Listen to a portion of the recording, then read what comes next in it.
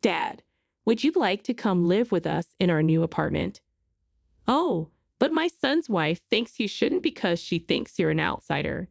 Maybe my husband influenced her. He's always controlled me. Now my son and his wife disrespect me and insult me. They're moving from their old apartment to a new one and suggested we live with them. But they called me an outsider and a bother so openly. I was speechless at how cruel they were. When I heard which condo they were buying, I was confused. Maybe it's best not to live there. Why are you acting dumb? Are you just jealous we're moving to a new place? They mocked me, saying this old house suits me and I should stay here forever. No matter how much I warned them, they never listened. I realized my husband might move out to live with our son, and I accepted it. "If you want to leave this house, I won't stop you." Then 6 months later, my son and his wife came to me in tears, seeking help. I was Grace, a 48-year-old homemaker with an older husband and an adult son. I got married in my early 20s, earlier than most of my friends. At the time of my marriage, I worked in an office at a real estate company. Soon after, I discovered I was pregnant and took a leave of absence. Back then, I was happy to be carrying the child of the man I loved. My husband was thrilled about the pregnancy and very kind to me. He often checked on me to make sure I was feeling okay and urged me to take it easy and not work. Many acquaintances were concerned about us. We had met, married, and had a child in less than a year.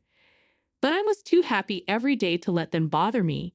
Months later, I gave birth to a healthy boy, which marked the beginning of a nightmarish time, though I had no way of knowing it then. The nightmare started shortly after I returned home from the hospital following my son's birth. My husband, who had been considerate, suddenly changed his attitude. "Now that I've been doing the housework, it's your turn to work hard," he said coldly. This change made me annoyed and speechless. He instructed me to have all the housework done before he returned from outings. He stopped helping with chores or caring for our son at all.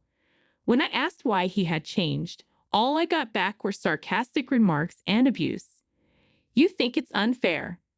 Unlike you, I work all day and am tired. That's only natural," he would say.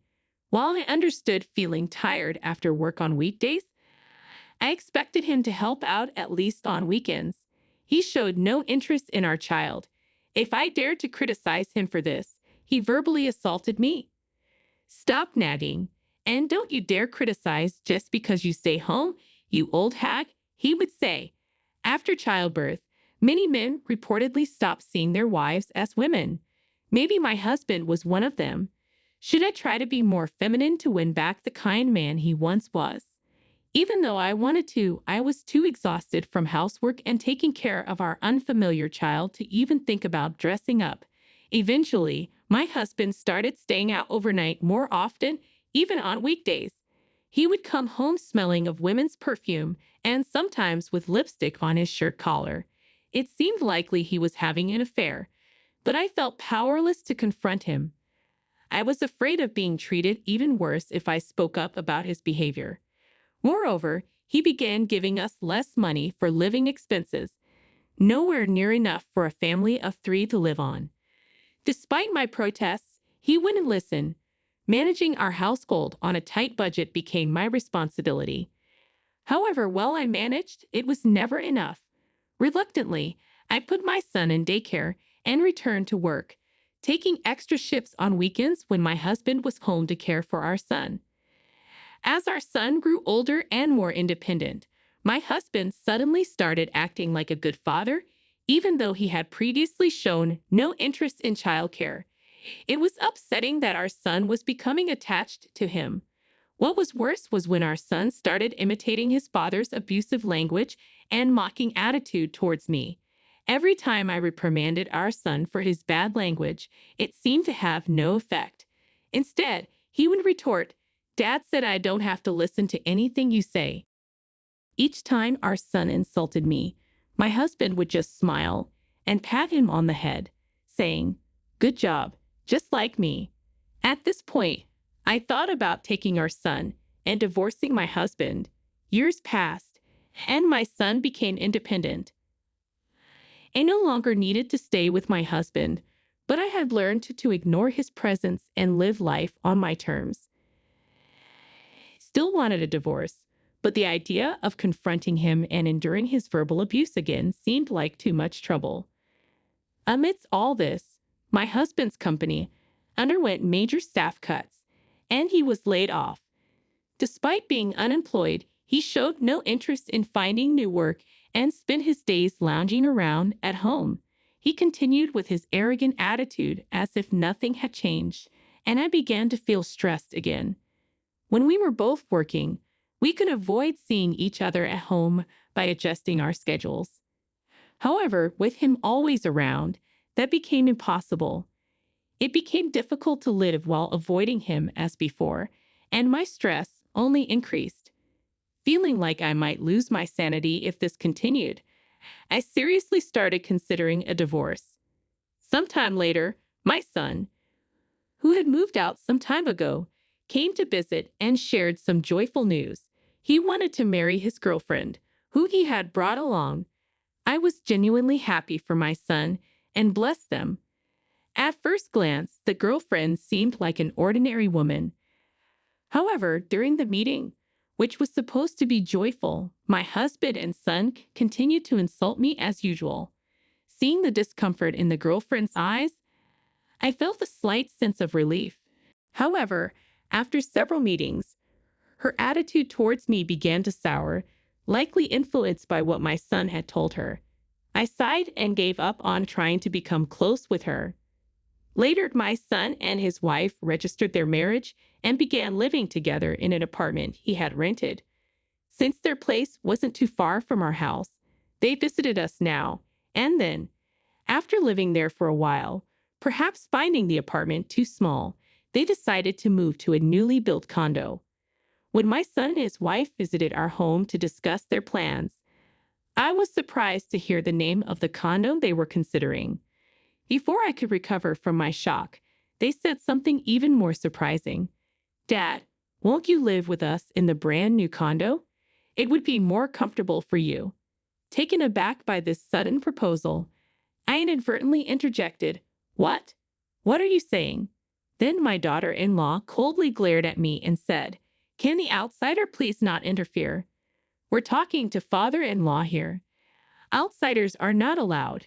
Being openly called an outsider by my daughter-in-law was shocking, and I was left speechless. Meanwhile, my son and his wife continued to encourage my husband to live with them, and he seemed keen on the idea. Watching them happily discuss the new home, I began to recover. Since hearing the name of the condo, I had been concerned, so I decided to speak up. "Irvin Court is a bad neighborhood. Maybe you should reconsider that condo." But no one listened to my advice. "What? Give it a rest. Stop butting in. Are you jealous because we're moving into a new condo? That's pathetic. This shabby house suits you. Live here for the rest of your life," they retorted. Once again, my words were ignored, and I realized this. Finally, I came to terms with it. If my husband wants to move out and live with them, it might be the right opportunity. Fine, if you also want to leave this house, I won't stop you. But if that's the case, could you please divorce me first? I suggested to my husband. My husband looked slightly surprised at my suggestion. Soon after, my husband smirked and agreed to the divorce immediately, signing the papers without hesitation. His nonchalant acceptance surprised me more than anything. I realized I should have divorced him sooner while he was still agreeable. I then presented him with property division waiver documents I had prepared in advance through a lawyer. This document essentially agreed not to divide any property during the divorce. My husband, thinking he had more money than me, felt it was advantageous not to divide the property, believing it would be a loss for him. Despite having an easy opportunity to gain money, he disdainfully signed the papers, as if calling me foolish for giving up such an opportunity. I held back my irritation and watched as he signed the document. Thus, our divorce was finalized, and soon after, he moved into the condominium purchased by my son and his wife. 6 months after the divorce, while I was enjoying my carefree single life, I received a call from my son. "Mom, please do something. Dad won't work, and we're struggling," he said desperately.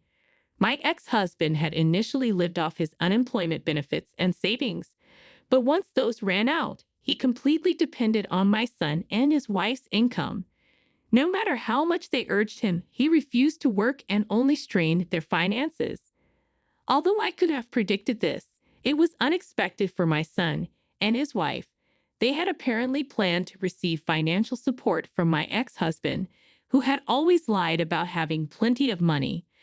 Believing his lies, they thought living with him would help with their mortgage payments, so they bought a more expensive condo than they could afford on their income alone. Instead of providing any financial support, my ex-husband only depleted their resources. Rushing to ask for my help was the outcome of their poor judgment. Hearing all this, I could only shake my head in disbelief. "That's why I told you that buying a condo was a bad idea. You didn't fully listen to me, did you?" I said. "Indeed, I worked in real estate, so I knew the price of the condo they were planning to buy was not suitable for their income. I had tried to advise against the purchase because I thought they would not be able to afford the payments." Upon learning the truth that his father was not as financially secure as he had believed, my son was at a loss for words. Eventually regaining his composure, he bitterly muttered, "I can't believe Dad had so little money. And to think, Mom, how did you manage to support him with your meager earnings?" Frustrated by my son's misguided comments, I sighed again and said, "I don't know what your father told you." Then I explained my own situation. When my son was younger, I returned to work at the real estate company where I had previously been employed.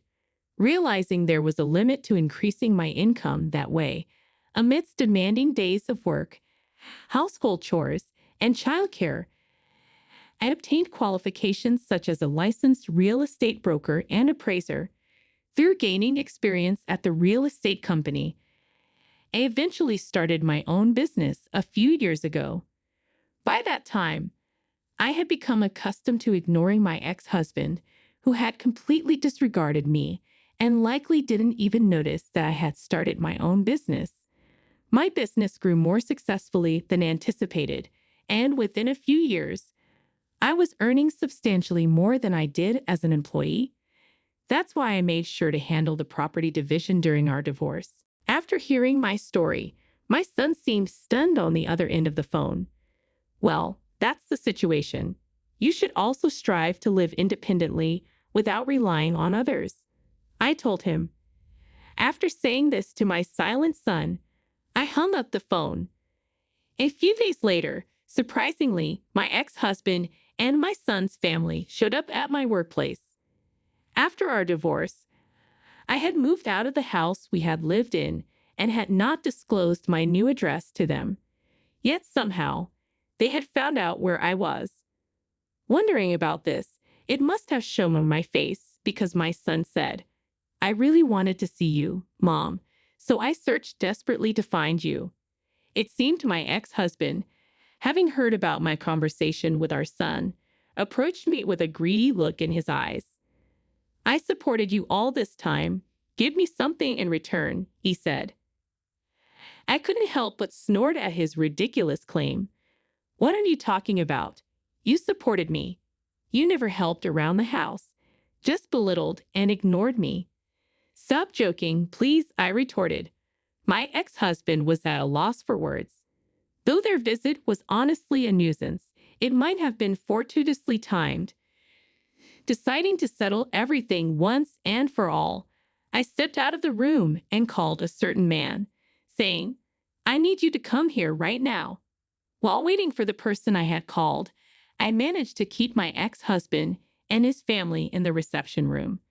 They sat there slightly perplexed but stayed put, munching away at the snacks on the table. Were they that hard up for food? As I grew incredulous at their lack of decorum, The person I had called arrived. "Sorry to keep you waiting," said the man as he entered the reception room. It was the lawyer who served as the legal advisor for my company and had handled the paperwork during my divorce. Seeing the lawyer suddenly appear, my ex-husband and his family were taken aback.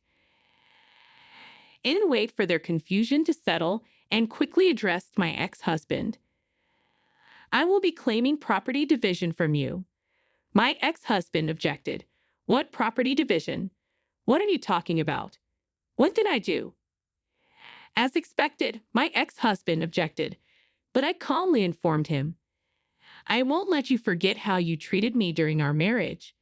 In fact, I had been keeping a record of all his mistreatments, thinking it might come in handy if we ever divorced. This included details of the verbal abuse he had hurled at me, the long hours I had to work because he wouldn't provide enough for living expenses, and evidence of his infidelity.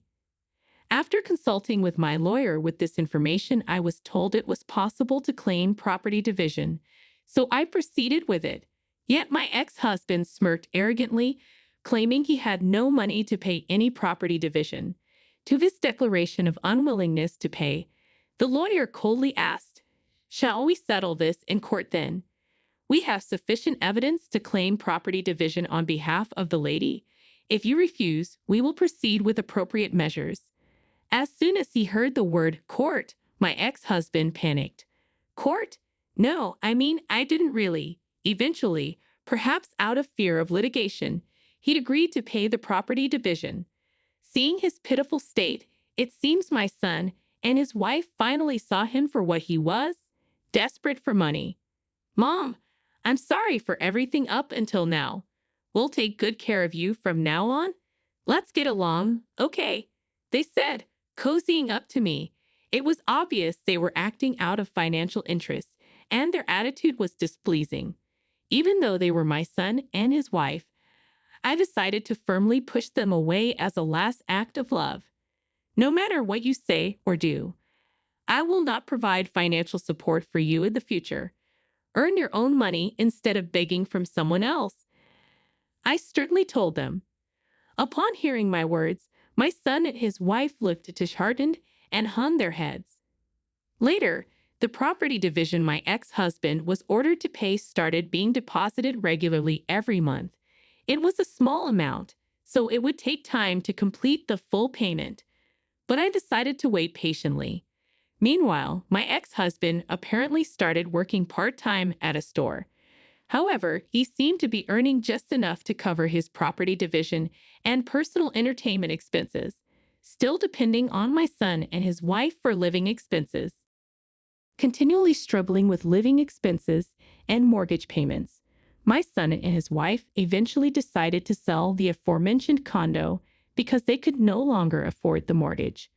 They asked a real estate agent for an appraisal, but apparently they were not satisfied with the amount and came to me asking, "Can't you buy it at a higher price?"